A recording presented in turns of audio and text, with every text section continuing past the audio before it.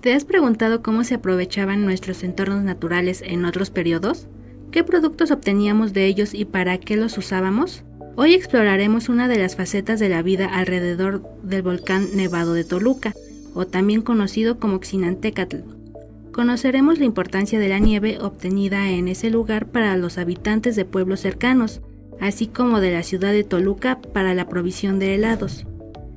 Primero revisaremos algunos antecedentes. Según diversos registros, en nuestro país las cumbres y volcanes eran valiosos para la provisión de hielo y nieve hasta el descubrimiento de su creación artesanal y de la refrigeración moderna a finales del siglo XIX, un aspecto que estaba presente desde antes de la llegada de los europeos. El historiador Martín González de la Vara menciona que es muy probable que desde ese periodo los habitantes de estas tierras conocieran y aprovecharan las propiedades refrigerantes de la nieve.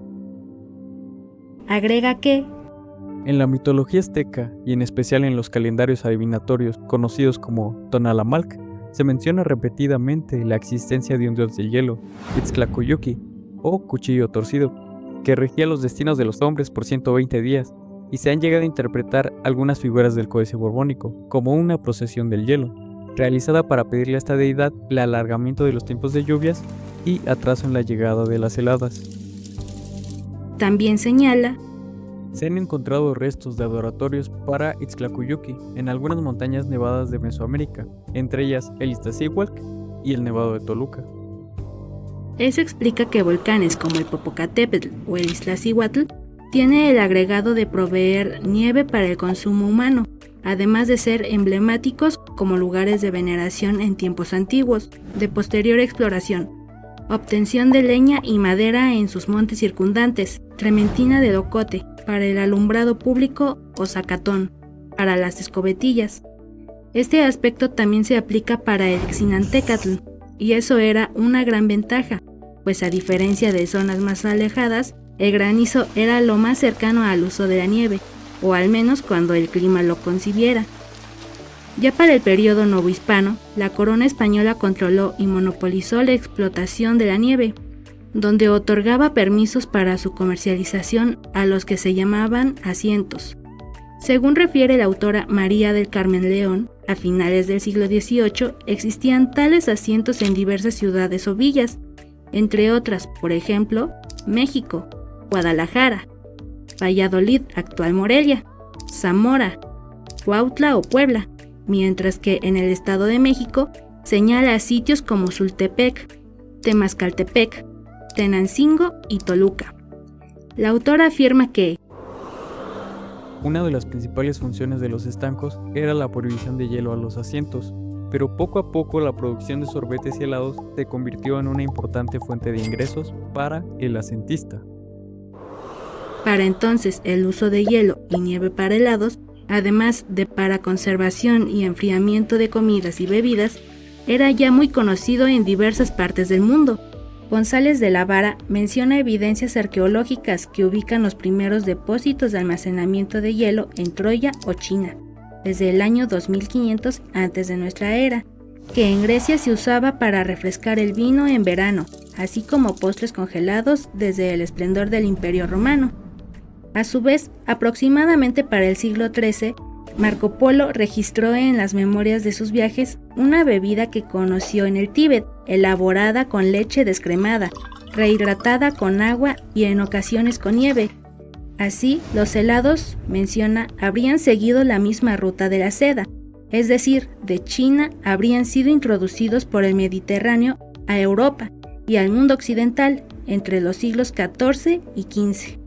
Así, en el caso de México, tenemos por lo menos la herencia de dos fuentes diversas, y aquí se complementó de tal modo que en estas tierras la nieve adquirió dos de sus sabores más populares del mundo, la vainilla y el chocolate.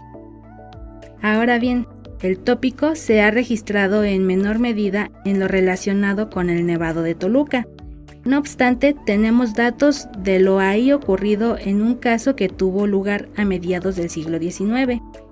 Como hemos visto, la nieve y el hielo se obtenían de lugares altos y se almacenaba en espacios que se adecuaba para ello, como neveras rústicas subterráneas u otro tipo de construcciones hechas al efecto, en las que se incluían materiales como paja, trapo, acerrín, cañas, cal, carbón molido y otros. También se utilizaban vasijas de barro que debían cubrirse con colchoncillos de plumas, y para trasladarse se ocupaban costales con trapos mojados y sal. En el caso del uso de la sal, lo que sucede es que al momento de agregarle la sal al hielo, sucede un fenómeno que en fisicoquímica se le llama disminución del punto de congelación. Es decir, nosotros sabemos que el agua a nivel del mar congela a 0 grados centígrados, pero cuando nosotros agregamos solutos, en este caso la sal, baja ese punto de congelación, de tal forma que puede ser -10, -12, etc. Entonces, al tener una menor temperatura, un menor punto de congelación, requerimos de más energía para poder fundir el hielo.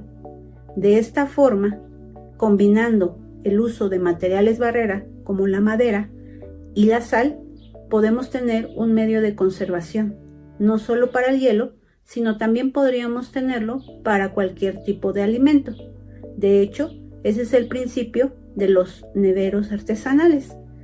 Entonces, nosotros, si no tuviéramos refrigerador o careciéramos de energía eléctrica, podríamos diseñar un sistema parecido a este, donde utilicemos un material barrera junto con hielo y sal, y de esta forma poder conservar nuestros alimentos.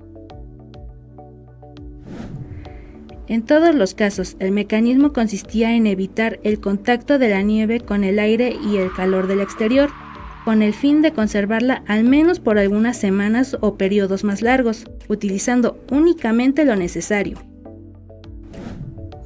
Ahora nos preguntaríamos a qué se debe la conservación del hielo durante semanas. Este fenómeno se debe a varios factores, dentro de los cuales, por ejemplo, está el uso de materiales barrera, como los que se mencionan, el barro, la madera, etc. Estos materiales son considerados materiales que tienen una baja capacidad de ceder o de absorber calor, es decir, tienen una conductividad térmica baja. Eso hace o previene que el hielo se funda más rápidamente al evitar el contacto con el exterior.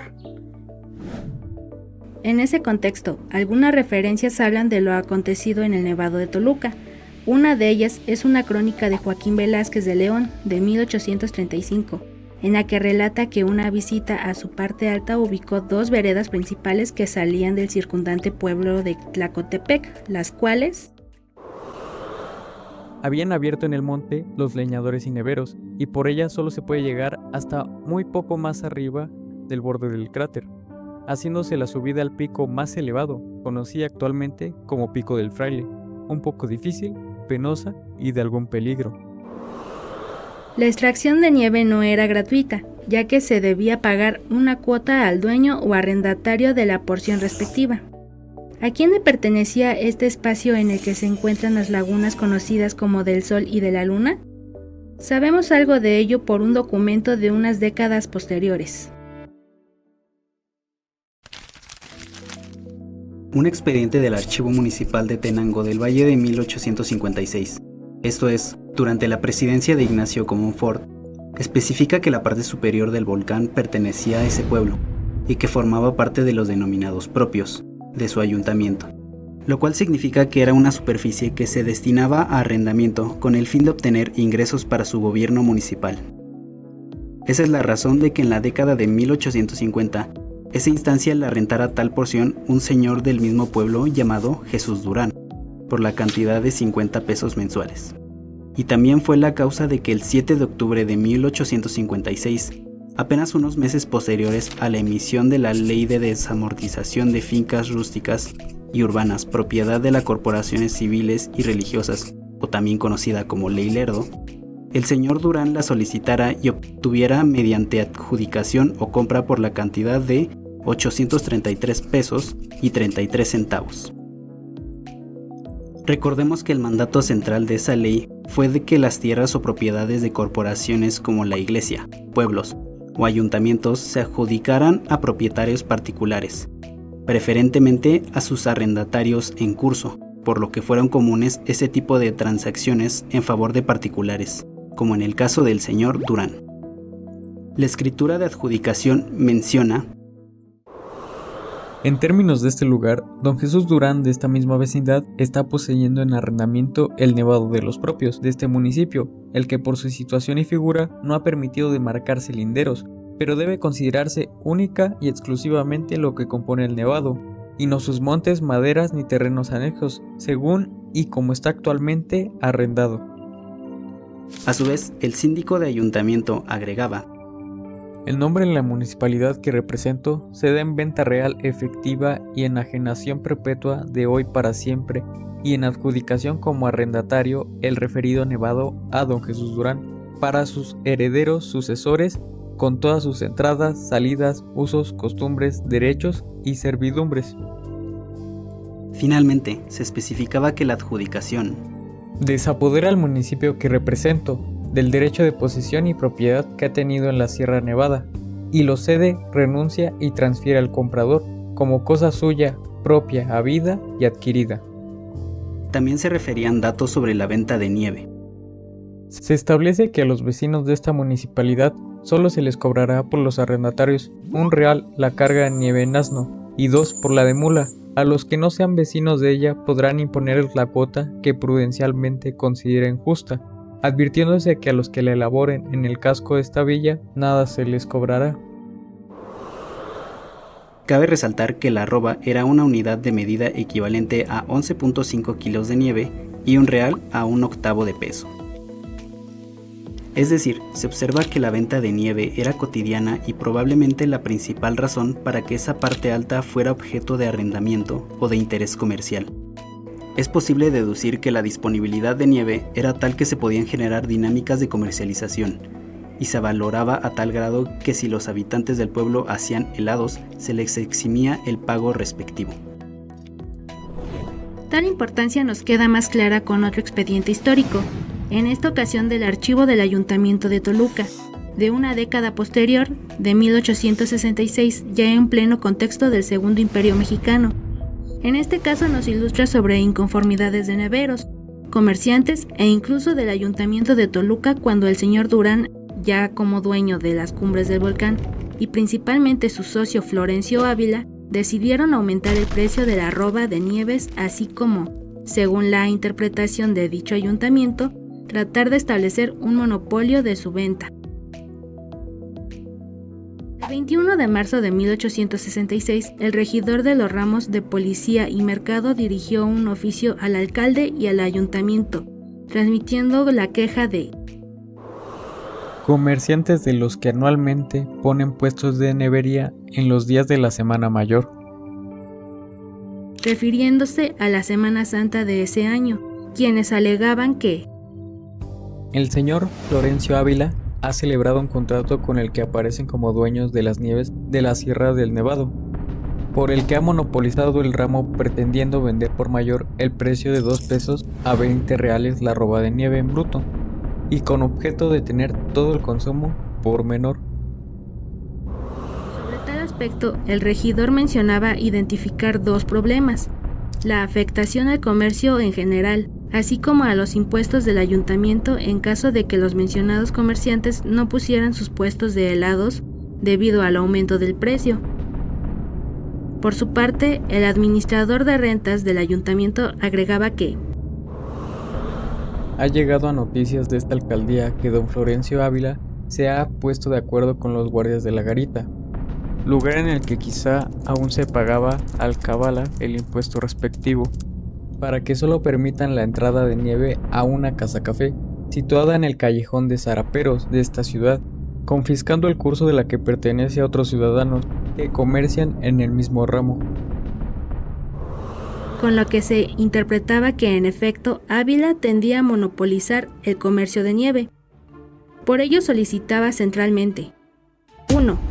Obligar a Ávila a que respete el precio de la nieve, pues era injusto el precio de 2 pesos a 20 reales que cobra por la arroba de nieve en bruto, cuando en México vale un peso estando los volcanes de Puebla a mayor distancia de la capital del imperio que lo que está la sierra de esta ciudad. 2. Que si no se pudiera evitar la iniciativa de Ávila. Se le imponga una cuota que compense al municipio de los derechos municipales de que lo priva. Por su lado, sobre la extracción de nieve, la jefatura de policía del ayuntamiento había informado unos días antes que los indígenas del pueblo de Tlacotepec extraían nieve sin pago al referir que dicen tener permiso del ciudadano Eusebio Suárez, alcalde municipal que fue de esta ciudad. A lo cual el entonces jefe político, una autoridad que supervisaba y coordinaba los ayuntamientos del distrito, puntualizó que nada consta relativo a los vecinos de Tlacotepec. En el archivo municipal no aparece constancia alguna por la que se haya autorizado a los vecinos de ese pueblo para subir al nevado y extraer la nieve. Es decir, se aclaraba que el ayuntamiento también supervisaba la legítima extracción de nieve, pero a cambio solicitaba respetar los precios. Debido a la presión sobre los socios, Ávila acudió el 22 de marzo al ayuntamiento y expresó su acuerdo para 3 puntos. 1. Que daría 3 reales la roba de nieve de forma permanente, no subiría el precio. 2. Que en cuanto a los que quieran ir al nevado a traer nieve en la porción que le corresponde al señor Durán, pueden hacerlo por 2 reales, ya fuera de carga de mula o burro, carguen las arrobas que carguen. Incluso podían traerse medio nevado, si quieren. 3. Que aunque habían convenido él y su socio en fijarle a la nieve de 2 pesos carga, han reflexionado que no conviene a su interés y muy particularmente para que no se considere que monopoliza. Como se observa, el episodio fue complejo, en el que a su vez se emitieron algunos datos sobre la relevancia de la nieve, particularmente en el caluroso mes de marzo.